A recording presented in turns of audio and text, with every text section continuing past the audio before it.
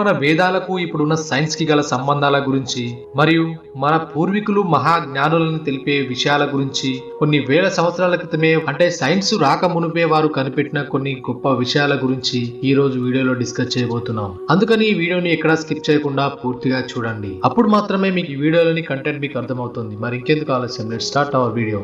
హిందూ మతంలో శివుని యొక్క రూపాన్ని శివలింగంతో గుర్తిస్తారు. శివలింగం చాలా శక్తివంతమైన దానిగా భావిస్తారు. ఇలా శివుడిపై భక్తితో శివలింగాలతో కూడిన చాలా శక్తివంతమైన దేవాలయాలు ఉన్నాయి. ప్రపంచంలోని అన్ని శక్తులను ఈ శివలింగంతోనే సూచిస్తారు. శివ అనే పదానికి అర్థం ఏది లేదో అది అని అర్థం. నేడు ఆధునిక విజ్ఞాన శాస్త్రం కూడా అన్ని శూన్యం నుంచే వచ్చి శూన్యంలోనే కలిసిపోతాయని చెప్తుంది. ఈ సృష్టికి మూలం మరియు విశ్వం యొక్క మౌలిక లక్షణం కూడా ఈ విశాలమైన శూన్యమే. ఈ నక్షత్ర మండలాలు కేవలం దానిలో అతి చిన్న భాగమే. మిగతాదంతా విశాలమైన శూన్యం మాత్రమే ఉంది. మన కంటికి కనిపించని శూన్యాన్నే శివ అని అంటారు. ప్రతిదీ దీని నుంచే పుట్టి